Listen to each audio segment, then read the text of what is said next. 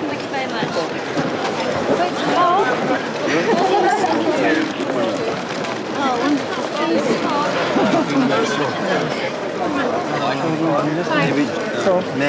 I think there was a certain amount of trepidation, to say the least, about working with Dylan, that he represents a whole other culture, not only personally, but in everything that he is. He represents a potential for terrible misunderstandings, both on his side and on ours.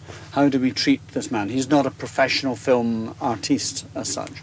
It would be wrong for us, for instance, to expect of him all of the preparations and disciplines that a screen artiste would bring to the set. So how do you deal with that? Is he going to be happy? Is he going to feel that he is achieving something? Or is he simply going to feel like a fish out of water? Hello? Hello. I'm Anne Ashton. Yeah, I know who you are. Come on in. I'd like to talk to you and Billy. Yeah, well, Billy's not here, so you're gonna have to talk to me about one. About what? About an album. Want a drink? No, thank you. James would like to produce an album for you. We've already spoken to the record company, and he's very excited about it. I messed it up again. Yeah, but you almost got it there, babe. You could have gone through it. That's good. Cut. 16. Yes. I have to take the timing is right. Real quick, right? Well, no, you don't, because you've got. You say about what? Swig. Swig. You want a drink? You have time. When the producers offered Omnibus access to the filming of Hearts of Fire, they stressed that they couldn't speak for Dylan or guarantee his cooperation. It's 20 years since he appeared in the classic Pennebaker documentary Don't Look Back. Since then, his inaccessibility has become almost legendary, and at this stage an interview seemed out of the question. An album for you. James called? Yeah, he's very excited about it. We've already spoken to the record company. We're going home. Not interested. What? Yes, well, listen, let me leave you my phone number, okay? Okay. Bye. Bye. Hey, Billy, I can't do it without you. Oh, shit. See, he wants you, he don't want me. Well, I want you. I won't do it without you. Why? Because I can't. Well, Got it. That's good. It's a good take. That's it. That's it. What? What happened? I don't even know what happened. My favorite line. I can just say, Very nice. I'll take you to Very nice. The first day I met him, I was excited, but that has to dissipate or you'll never advance yourself. I mean, you have to feel equal with people.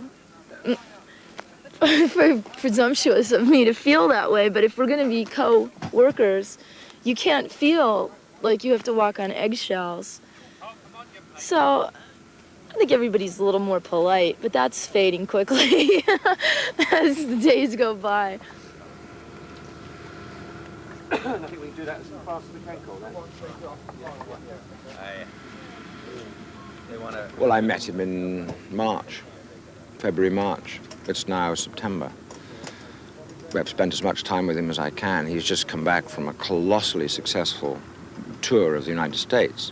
I hooked up with him 3 times on that tour, and we spent a lot of time together when we did. Before he went on the tour, he was finishing an album, and I spent a lot of time hanging around and talking and chatting and getting to know each other before that. Before he started his album, I used to go out to his house once a day and just hang around for a couple of hours and talk about things, myself, mostly myself, just so that he'd know who he was dealing with. Now I can just say hi without worrying about it, but when you're dealing with such an incredibly charismatic character, people do tend to advance in a very odd way, aware of the icon they're dealing with rather than the human being. Well, lean forward to Bobby now, so you can just say something to him. You know, I've never been in one of these things before. Molly and Parker can react to each other a little bit. Can't even see each other. Now you can see the mansion down below. Which side? Sort of down over Bobby's left foot. Hey, what is that place? That must be James's place, right, James? Yeah. You got a lighting plant down there? What? A lighting plant. No, I haven't. Why would I need a lighting? Well, if the lights blow out, you can still run your electric train. That's nice. Yeah, lovely. He's so cute. He's wearing his headset like an earring. The script synopsis describes Hearts of Fire as a love triangle. Former rock idol Billy Parker helps a young singer, Molly Maguire, on her way to the top. Current British megastar James Colt, played by Rupert Everett, falls for Molly and introduces her and Billy to his own luxurious lifestyle.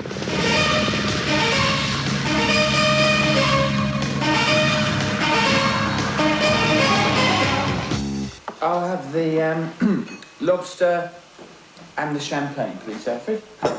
Very good, sir. And for you, miss? Maggie. Molly. Right, that's what I said. I'll the same, please. I just have a couple of hamburgers and a beer. A Miller Lite or above, sir? Anything you say. Very good, sir. I got simple taste, Jim Boy. In food, women, and rock and roll.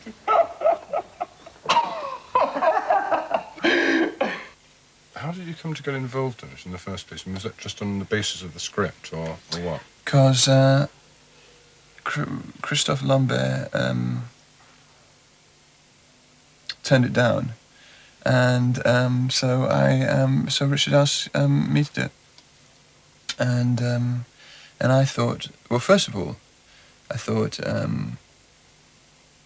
I liked Richard's film Jagged Edge, and I also liked Return of the Jedi a lot, and so I thought that's pretty, good thing to be involved with. But and then really, I would work with Bob on anything. The idea of getting to know him was, I think, for everyone involved, probably was really exciting. I'd do Coronation Street with if Bob was in it. Well, I'd do it actually anyway.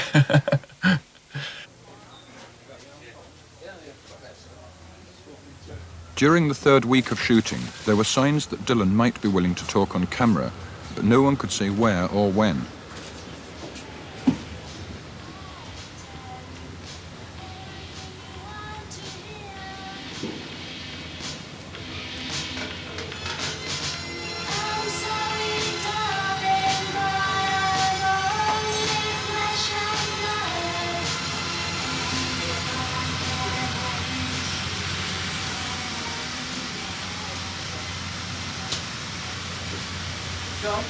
Hey, what are you doing in my trailer? Hey, Which way are you going? my trailer. Come on then. What are you doing in my trailer? You're supposed to be going in. Huh? Who's in my trailer?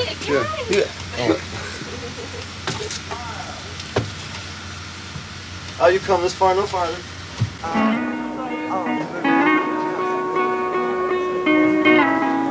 They've always been free, always been free. Let's get a phone up here on the stage so we can Hello? All right, there's a further fuck-up now, which is that Dylan's track isn't here at all. There are 3 versions, do you remember? Well, Ian only has 2, and it so happens that the third one is the only one acceptable to Bob Dylan. And it's not here. We need it. Otherwise, Dylan doesn't get to play today.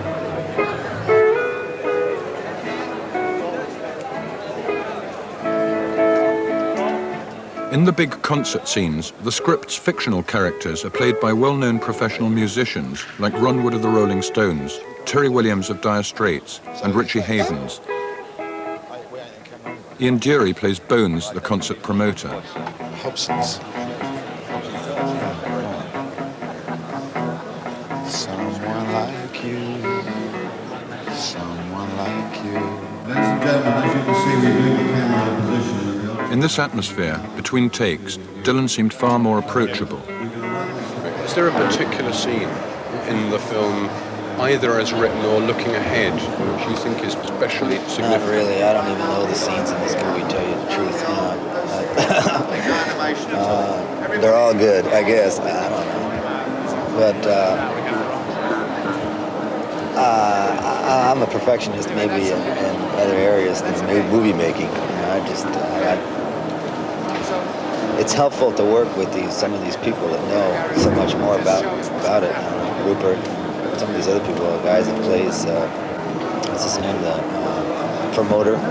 These people are good, so they just make you good. I think your movements, if you can make them sort of like determined and quick, like you're going for this guy, because you don't, you're very pissed off with him in particular.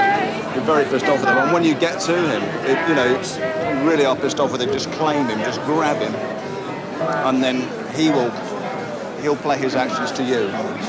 He'll play his reactions to your action, whatever you want to do with him, rather than hit him. I would shake him.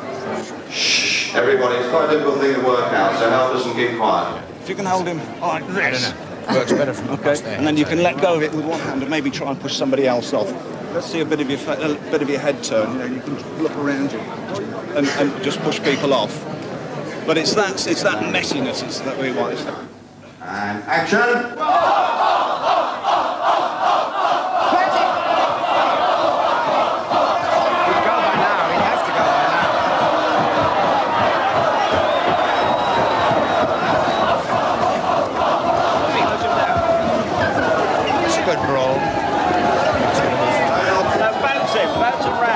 We didn't get another chance to talk to Dylan before the Hearts of Fire units.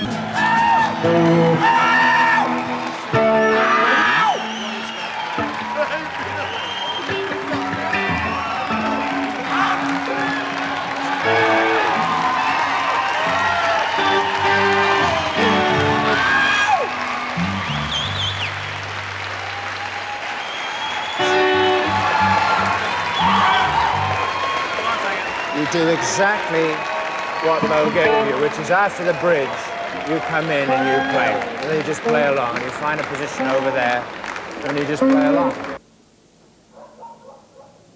One evening, between scenes, in a kind of no-man's land in the suburbs of Toronto, Dylan asked us into his trailer. He wasn't committing himself to an interview proper, but said we could talk for a while and see how things went. Yeah, we're just testing out here now. Nothing's for sure. We're just casting people here. We're casting a little scene. This is for our BBC documentary that we're making about the making of Hearts of Fire, with special reference to Bob Dylan, as I always. Exactly. Yeah. So actually, Bob. Wait a minute. Let's wait a second. I'll be right back.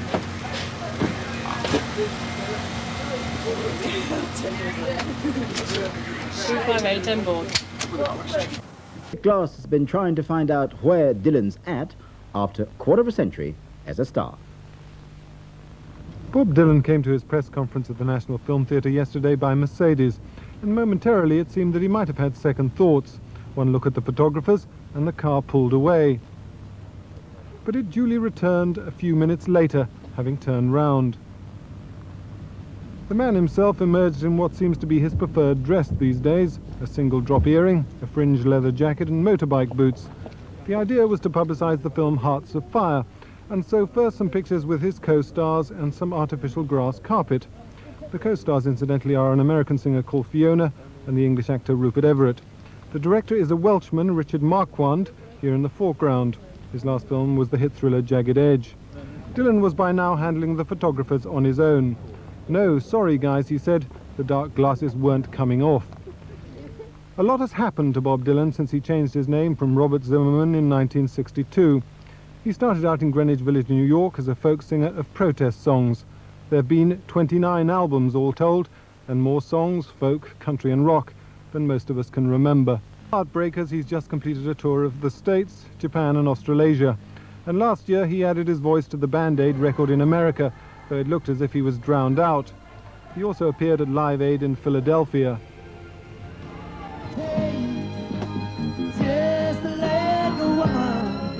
Dylan's association with the film industry has been limited. Besides the famous 1967 documentary Don't Look Back, for which Dylan wasn't paid, there was the somewhat laborious concert film Ronaldo and Clara 7 years ago, which he directed himself.